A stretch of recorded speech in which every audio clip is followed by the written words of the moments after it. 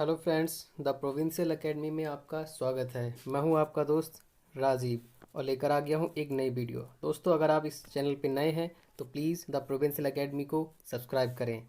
बढ़ते हैं अपने टॉपिक की ओर। दोस्तों, हमारा आज का टॉपिक है UP triple S C PET परीक्षा कंप्लीट सिलेबस, पीईटी की संपूर्ण जानकारी। दोस्तों, आज के इस वीडियो में बात करेंगे UP triple S C PET परीक्षा के बारे में। इसमें हम इसके सिलेबस के बारे में बात करेंगे और बात करेंगे हम कि ये किन किन पदों के लिए आपके लिए ये पी देनी पड़ेगी।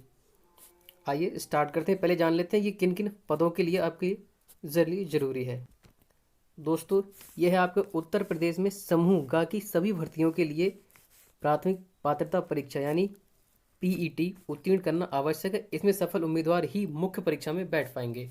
कौन कौन सी पोस्ट हैं जिनके लिए आपके लिए पीईटी निकालना पड़ेगा या पीईटी की परीक्षा आपको पहले पास करनी पड़ेगी। दोस्तों, वो पोस्ट हैं आपकी लेखपाल, जिनके आगे वैकेंसी आने वाली हैं। लगभग 7,800 कुछ पद हैं आपके। फिर बेसिक शिक्षा में निकलेंगे आपके 1,000 पद लगभग पद। माध्यमिक शिक्षा में भी आपके 500 पद हैं।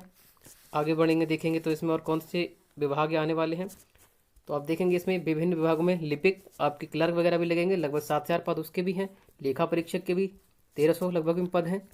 और देखेंगे आगे ग्राम विकास के भी आपके 1,658 पद इसमें दे रखे हैं। आगे देखेंगे और परिवार कल्याण विभाग में भी आपके 9,222 पद हैं। बाल विकास पुष्टाहार में भी आपके 3,400 पद हैं। साथ ही साथ निगर निकाय के भी आपके 383 पदों का इसमें आपको पीईटी पहले परीक्षा देनी पड़ेगी इन सब के लिए। तो इतने पद आने वाले हैं और पीईटी उनके लिए लागू हो गई है। अच्छा दोस्तों, अब बात कर लेते हैं पीईटी परीक्षा के सिलेबस के बारे में कि इसका सिलेबस क्या रहने वाला है हमारा। ठीक, तो इसमें सिलेबस आपके लिए अलग अलग सब्जेक्ट वाइज दे रखा है।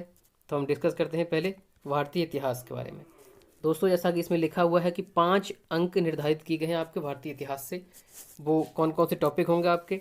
टॉपिक होगा आपका सिंधु घाटी सभ्यता, वैदिक संस्कृति, बौद्ध धर्म और गौतम बुद्ध जीवनी और शिक्षा। साथ ही साथ आप बात करेंगे महावीर जैन के बारे में, मौर्य वंश के बारे में, गुप्त वंश के साथ आपको हर्षवर्धन और राजपूत काल भी इसमें पूछे जाएंगे।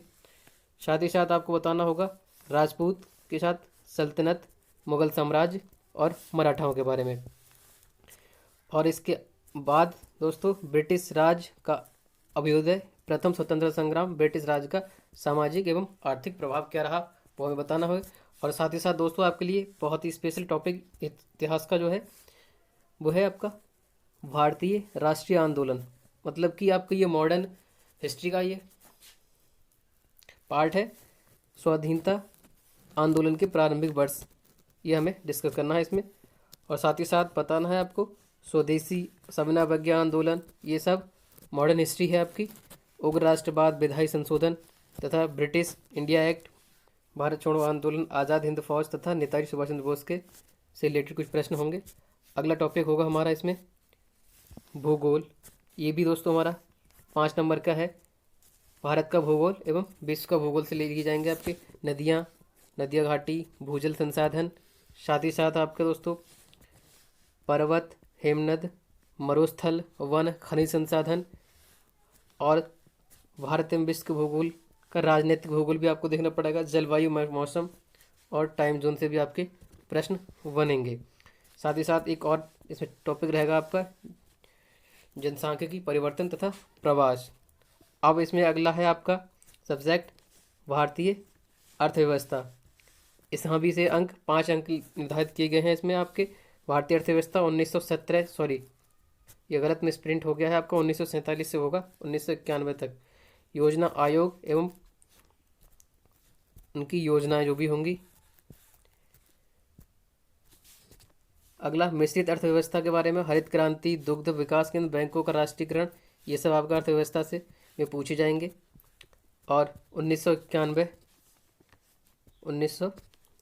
में आर्थिक सुधार तथा उसके बाद की अर्थव्यवस्था। 14 के बाद में आपका आर्थिक सुधार, कृषि सुधार, ढांचागत सुधार जो भी होंगे आपके सब इसमें कवर किया गया है। यहाँ की आपका सबसे अच्छा टॉपिक जो रहेगा इस पर ज़्यादा, ये जीएसटी भी आपका इसमें इंक्लूडेड है इस बार।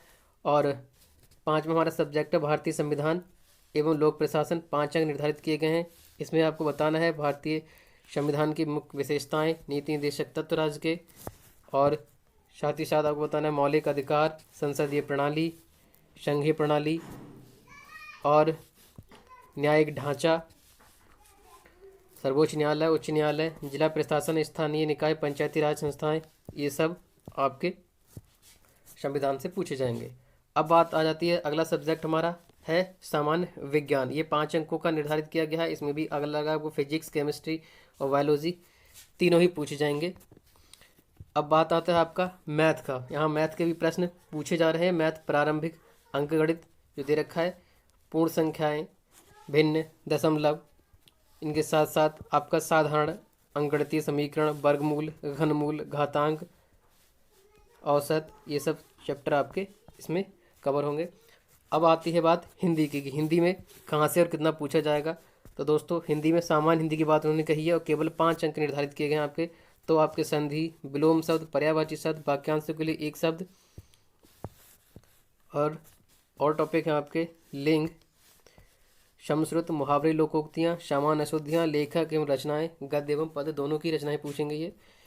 और इनमें सबसे हटके जो चीज़ आई है, अभी तक यूपी ट्रिपल एस कभी नहीं पूछा, अब सामान्य अंग्रेजी को भी इन्होंने जोड़ दिए हैं इसमें 5 अंक। यही दोस्तों सबसे इम्पोर्टेंट था, इसीलिए वजह से ये वीडियो बनाने का मेरा यही मकसद था कि इस बार आपको सामान्य अंग्रेजी के बारे में भी थोड़ी जानकारी दे दें कि यूपी ट्रिपल एस पीईटी जो परीक्षा होगी आपकी, उसमें अंग्रेजी के भी 5 नंबर के प्रश्न आएंगे आपके।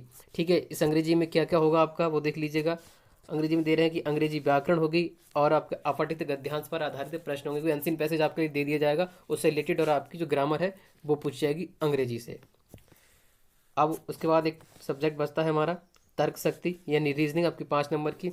इसमें है टॉपिक क्रम, रैंकिंग, व्रत, लघु, समूह से अलग, समूह से भिन्न को अलग करना, कैलेंडर, घड़ी, कारण प्रभाव, कोडिंग, डिकोडिंग, संख्या और अक्षर दोनों की होगी, और तर्क कथन विश्लेषण होगा। फिर इसके साथ साथ आपका एक करंट का समसामयिकी जोड़ दिया। समसामयिकी आपका 10 नंबर का करंट सबसे ज़्यादा आएगा। करंट अफेयर आप सबसे ज़्यादा होगा इसमें होगा भारतीय एवं वैश्विक दोनों रूप से होगा। ठीक है, इंडियन भी होगा और आपका पूरा वर्ल्ड का आपको देखना है करंट। फिर साथ ही साथ सामान्य जागरूकता, वही जीके से जनरल नॉलेज से रिलेटेड क्वेश्चन हो जाएंगे आपके।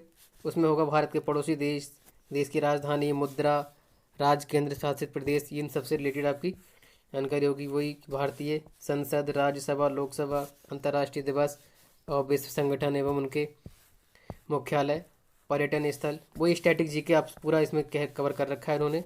भारतीय अनुसंधान संगठन, प्रसिद्ध पुस्तकें, लेखक, जलवायु परिवर्तन और पर्यावरण। ठीक, ये है आपका जीके का पोर्शन, स्टैटिक जीके। अब इसमें कह रहे हैं अपठित हिंदी गद्यांश और विवेचनात्मक, भी आपके लिए अपठित हिंदी गद्यांश का आपने एक अलग सेक्शन रखा है। अब प्रत्येक के 5 प्रश्न होंगे और 10 नंबर के ये होंगे। ये भी आपका अंतिम पैसे जाएगा हिंदी में। चलिए, और है आपका तालिका की व्याख्या एवं विश्लेषण। इस पर भी आपके प्रत्येक 5 प्रश्न होंगे 10 नंबर का। और एक और होगा आपका ग्राफ की व्याख्या विश्लेषण। 2 ग्राफ आपके लिए दिए जाएंगे और 5 प्रश्न होंगे प्रत्येक से 10 नंबर के। इसमें अब इम्पोर्टेंट चीज़ है वो आप देख लीजिए, सबसे ज़रूरी, लिखित परीक्षा में 100 प्रश्न होंगे आपके।